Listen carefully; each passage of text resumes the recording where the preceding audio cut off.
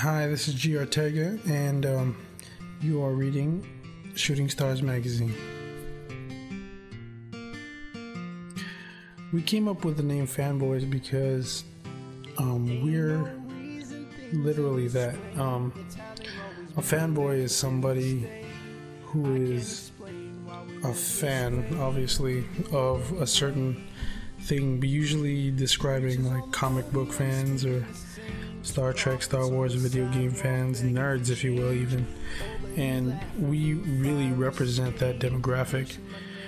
And granted, we are huge Kevin Smith fans, but it doesn't have much to do with his cameo in Fanboys, although we do look forward to seeing that movie, and we are huge Kevin Smith fans. Well, first of all, this company means the world to me. This has certainly been my dream for a long time. Just doing it with Chris is just a lot more meaningful to me, because we were friends in high school growing up, and now we get to own our own company and make the music that we want to make and release artists who we think are good and get them a decent amount of exposure that we feel they deserve. So this company means everything to me. Some of my musical influences, they range from old school hip hop, Ice Cube, Talib Kweli, Mos Def, to 60s, Cat Stevens, Elton John, Eric Clapton, newer Cure, The Smiths, The Cars, things of that nature. As far as scouting artists, for the most part, for our personal label, we look for artists that fit a specific niche that we're looking for. Now, as far as scouting artists in general, we definitely look for artists that stand out. We don't just pick up anybody off MySpace or off YouTube or whatever. We really listen for something special, and if that something special grabs us, then we definitely approach them. Alright, as far as the different genres out there, to be a good hip-hop artist right now, you have to be willing to try new things. You can't confine yourself to a box. That's what a lot of hip-hop artists are doing wrong right now. I think a couple of artists that are going strong are Drake, Kid Cudi, Charles Hamilton, Kanye still, Lil Wayne still. Basically, to make it as a hip-hop artist right now, you have to be willing to experiment outside the box and not to confine yourself with that term, hip-hop. As far as a pop singer is concerned, the same rule applies. Pretty much, you have to make sure that you're not just trying to make cookie-cutter pop. Alright, it doesn't work that way. Have a message. That message is relatable to the people in your demographic. I remember when I was just starting off as a recording engineer. I won't say what band, but there was this band that I was hired to engineer, and I really didn't like them much, and in the public eye they weren't really liked, I guess. We actually mixed their CD in the studio that I was working at the time, and all I really did was make sure that it didn't sound bad. I really didn't try my best to improve on it, but it just sounded real basic, real raw, real stripped down. And so much so that my boss almost fired me because it sounded just so unworked. And when the band heard it, they liked it so much that they released it like that, and people were saying that they just achieved such an original sound compared to what they used to sound like.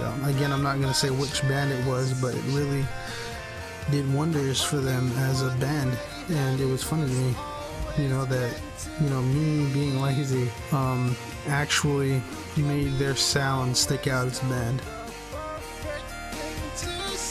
We are indeed living in the digital era, and not only do we use that to our advantage, but that's pretty much our selling point. Ways that we're using it to our advantage is that we are pretty much capitalizing on digital downloading, i.e. iTunes, Amazon.com, Lala.com, Shockhound.com, stuff like that. And once the artist that we have has pretty much garnered a decent amount of profit. We use a percentage of that profit to make actual CDs and then sell those, pretty much building a relationship with fans, one download at a time. My thoughts on downloading versus physically purchasing an album are very, very mixed. I mean, as an artist before, I used to just think in my head that this is the only way to go. Going to a record store, shopping for records, reading the liner notes, looking at the cover art,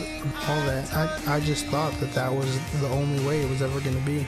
And now that I have my own record label, I realize why record labels do this. It's because the overhead or the amount of money it takes to put out a digital download compared to the money it takes to press out the CD, hire somebody to make the cover art, and et cetera, than that of somebody who releases a digital download.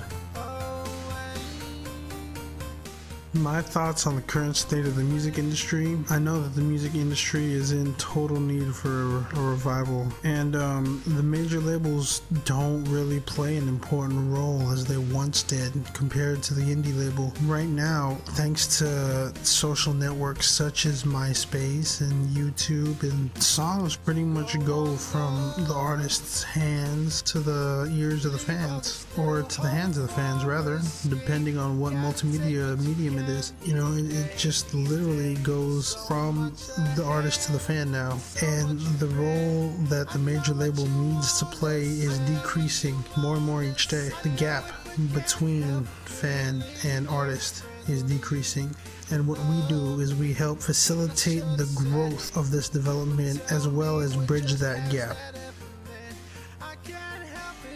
We've worked with different people in the past. I used to lean more toward hip-hop, as did Chris. Currently, I'm working with Max Olivio, also known as The Scene Effect, Amber in Her Eyes. Also, I'm working with an artist named Kindness Harmon. We're working on her original stuff, and also working on Chris's solo endeavor, along with several rappers that are on our label, Anime JP, and Tantrum. And if I personally could work with anybody, it would be Burke Bacharach, Babyface, and Kanye West, and Alanis Morissette. Those people right there. Learn as much as you can. Learn the most comfortable way to do whatever you want to do. There are so many people out there that are like, you need this microphone, or you need this software, or you need to learn how to do this or do that. When the reality is, as long as you're comfortable using what you use, you will be able to use it to your full potential. If you're not comfortable using the best equipment, then don't try to use the best equipment just because it's told to you that that's what you should use. Decide for yourself that that's what you should use, and then use it. Now, if you're good at using the good equipment, then by all means. But if you're really good using your laptop, your MacBook or whatever, and it comes out good, don't let people stop you from doing that. Hey moon, please forget to fall down. Hey moon, don't you go down. Sugar cane.